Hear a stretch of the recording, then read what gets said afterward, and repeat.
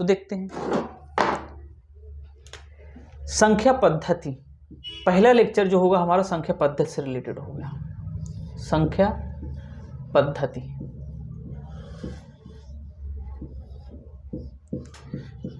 संख्या पद्धति में पहले हमको बेसिक जानकारी होनी चाहिए कि कौन से नंबर क्या होते हैं। जैसे कि हम देखेंगे प्राकृतिक संख्याएं, पूर्ण संख्याएं, पूर्णांक क्या होता है, परिमेय संख्या क्या होता है, अपरिमेय संख्या क्या होता है, भाज्य संख्याएं क्या होती हैं, अभाज्य संख्याएं क्या होती हैं, सह अभाज्य संख्या क्या होता है, सम संख्या क्या होता है, विषम संख्या क्या होता है। इन सब के बारे में चर्चा करेंगे, क्योंकि इन सब से रिलेटेड 2 क्वेश्चन 2 नंबर का तो आना ही आना है, चाहे टेट हो और चाहे सुपर टेट हो, दोनों के लिए मैं बात कर रहा हूँ। इसलिए बस ध्यान से आप लोग वीडियो को देखिए, समझिए, अपना नोट्स बनाते चलिए। ठीक, सबसे पहले हम बात करेंगे प्राकृतिक संख्या।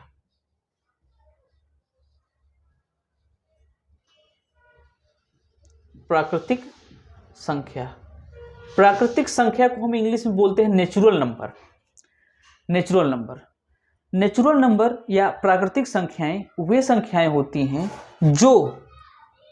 जो 1 से स्टार्ट हो और लगातार निरंतर बढ़ता जाए ऐसे, और वो कभी खत्म ना हो, इनफाइनाइट तक हो। मतलब जो 1 से शुरू हो, इनफाइनाइट तक हो। कहां तक हो? इनफाइनाइट तक। तो ऐसी संख्या को हम प्राकृतिक संख्या कहते हैं। बस दिमाग में यही अपने सेट कर लो कि जब कोई भी नंबर 1 से शुरू होता है और इनफाइनाइट तक होता है तो वह प्राकृतिक संख्या होता है। दूसरा हमारा है पूर्ण संख्या, जिसको हम इंग्लिश में बोलते हैं होल नंबर। क्या बोलते हैं? Whole number. पूर्ण संख्या, पूर्ण संख्या जैसे हमारा प्राकृतिक संख्या है सेम वैसे पूर्ण संख्या है। पूर्ण संख्या में क्या है कि ये 0 से शुरुआत होता है। इसका किससे शुरुआत होता है? 0 से। जो 0 से स्टार्ट हो, 0, 1, 2, 3, 4 डॉट डॉट डॉट इनफाइनाइट तक। तो ऐसी संख्या को हम पूर्ण संख्या बोलते हैं। क्या बोलते हैं? पूर्ण संख्या। अब हम बात करते हैं पूर्णांक की, इंटीजर्स की। पूर्णांक क्या होता है? देखो, पूर्ण और पूर्णांक दोनों में अंतर है, बहुत बड़ा अंतर है। पूर्णांक, पूर्णांक क्या होता है? देखो, पूर्णांक जो होता है ये 2 तरह का होता है। एक होता है पॉजिटिव और एक होता है नेगेटिव, जिसको हम हिंदी में बोलते हैं धन पूर्णांक। क्या बोलते हैं? धन पूर्णांक।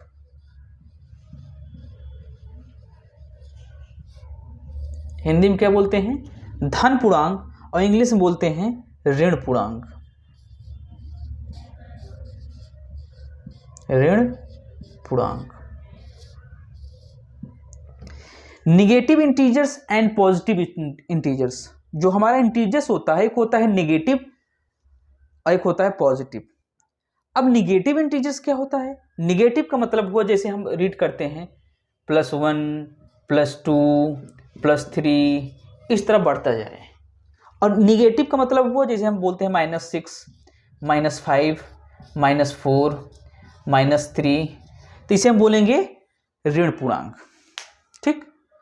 अब निगेटिव और पॉजिटिव दोनों को साथ में अगर हम कंक्लूड कर दें तो इसको हम इस तरह बोलेंगे -4, -3, -2, -1। -1 के बाद हमारा क्या आएगा? 0 आएगा। उसके बाद फिर क्या आएगा? +1, +2, +3, ऐसे लगातार बढ़ता जाएगा। तो ये समझो कि हमारा शुरू कहाँ से हुआ? नेगेटिव से, इधर आ गया पॉजिटिव की तरफ। तो ये हमारा पूर्णांक होता है। क्या होता है? पूर्णांक। ठीक। हमने क्या देखा? प्राकृतिक संख्या, उसके बाद फिर प्राकृतिक के बाद पूर्ण संख्या, फिर पूर्णांक। अब हम लोग देखेंगे इसके आगे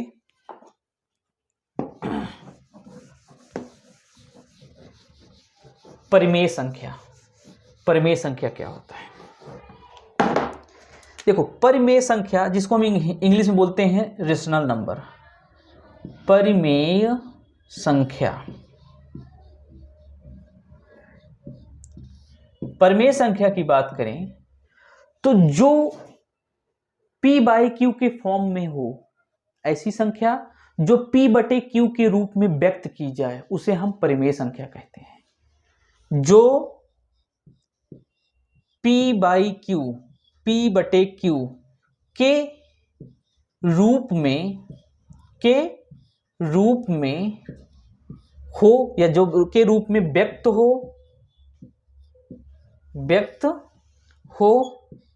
ऐसी संख्या को परिमेय संख्या कहा जाता है। दूसरी तरह अगर हम इसको समझें तो जो एग्जाम्पल तौर पे अगर देखें तो हम बोल सकते हैं इसको 2, 5/6, 7। अब सोचोगे आप लोग कि यहां मैंने बोला p बाई क्यू के फॉर्म में, तो अंश और हर दोनों हो, मतलब अंश और हर के रेशियो दोनों में हो, दोनों का अनुपात हो तभी होगा। तो 2 का रेशियो क्या होगा? 1 होगा। कोई भी नंबर अकेले है तो उसका रेशियो हमेशा 1 होता है, याद रखना हमेशा। तो 2 को हम 2/1 लिख सकते हैं, तो हुआ ना p बाई क्यू के फॉर्म में। 5/6 p बाई क्यू के फॉर्म में है तो ये हमारा परिमेय संख्या होगा। 7 को हम 7 का रेशियो 1 होता है तो इस तरह लिख सकते हैं, लिखा नहीं है तब भी होगा, इसको समझो। ठीक, अब आगे देखो, मैंने क्या बोला था अभी? p by Q. p by Q मतलब p बाई क्यू कोई फार्मूला नहीं है, यहां हम a बाई बी भी ले सकते हैं। इसका मेन जो बताने का मकसद है कि ये इस फॉर्म में हो, इस रूप में हो, मतलब एक अंश और एक हर के रूप में। हम इसको ये भी बोल सकते हैं कि p को क्या बोल सकते हैं? अंश बोल सकते हैं। इसको बोलते हैं न्यूमरेटर, इसको बोलते हैं डिनोमिनेटर। तो अंश और हर, ये जो लाइन है इसको बोलते हैं अनुपात। तो जो अंश और हर के अनुपात में हो, मैंने क्या बोला? जो बाई बोलते हैं, जो बटा बोलते हैं, बटा का मतलब अनुपात होता है, भाग करना होता है, डिवाइड करना होता है। तो अंश और हर के अनुपात को परिमेय संख्या कहा जाता है, ये भी हम बोल सकते हैं। ठीक, मतलब अंश और हर के रेशियो में जो हो वो हमारा रेशनल नंबर होगा, परिमेय संख्या होगा। क्लियर? चलो आगे देखते हैं। अब एग्जाम्पल बता ही दिया। एक चीज और, हाँ, कभी कभी क्वेश्चन ये भी पूछ लेता है, क्या 0 हमारा परिमेय संख्या होगा? क्योंकि 0 को हम क्या लिख सकते हैं? 0/1 लिख सकते हैं? नहीं, क्योंकि 0 का भी रेशियो 1 होगा। लेकिन अगर हम बोलें क्या 1/0 हो सकता है? कभी नहीं हो सकता, नॉट डिफाइंड है, अपरिभाषित है, ये हो ही नहीं सकता। तो ये हमारा क्या होगा? गलत होगा, लेकिन ये सही होगा। तो 0 हमारा परिमेय संख्या हो सकता है। तो अभी हमने क्या बताया? क्या मैंने बताया? मैंने बताया प्राकृतिक संख्या, उसके बाद पूर्ण संख्या, फिर पूर्णांक बताया, उसके बाद परिमेय संख्या। अब उस पर थोड़ा सा 2 मिनट हम लोग क्या करते हैं, उसको फिर से समझते हैं नंबर के अकॉर्डिंग जो एग्जाम में पूछता है। अब मैंने एक नंबर लिया मैंने लिया क्या? 0। अब यहां समझना है कि 0 क्या क्या हो सकता है। तो 0 हमारा क्या है? हम बोलेंगे 0 हमारा पूर्ण संख्या है। क्या है? पूर्ण संख्या, होल नंबर है। क्या है? Whole number. 0 और क्या हो सकता है? देखो, प्राकृतिक संख्या, 0 प्राकृतिक संख्या हो सकता है। क्वेश्चन पूछता है कि क्या 0 प्राकृतिक संख्या है, कथन और निष्कर्ष के रूप में दे देगा। तो जब हमको कॉन्सेप्ट क्लियर ही नहीं होगा तो हम कैसे बताएंगे 0 प्राकृतिक होगा, पूर्ण होगा? आसान लग रहा है, लेकिन जब कथन निष्कर्ष के रूप में देता है तो जब हमारा कॉन्सेप्ट क्लियर नहीं होता तब वहां हम फंस जाते हैं। तो इसीलिए आराम से कॉन्सेप्ट क्लियर करो और समझते चलो। तो 0 क्या क्या हो सकता है, अभी मैंने जो बताया उसी में ही चारों बताना है। तो 0 प्राकृतिक संख्या नहीं होगा, क्योंकि प्राकृतिक संख्या 1 से स्टार्ट होता है, ना कि 0 से। तो प्राकृतिक संख्या हमारा नहीं होगा, ये पूर्ण संख्या होगा। और 0 क्या हो सकता है? और 0 हो सकता है पूर्णांक। क्या हो सकता है? इसको हम क्या बोलेंगे? इंटीजर्स बोलेंगे। होल नंबर, इंटीजर्स, मतलब पूर्ण संख्या हो सकता है और पूर्णांक हो सकता है। और हमारा जीरो क्या हो सकता है? रेशनल नंबर, क्योंकि मैंने परिमेय संख्या तक अभी बताया है, तो उसमें से केवल प्राकृतिक संख्या को छोड़कर जीरो तीनों हो सकता है। तो क्या हो सकता है?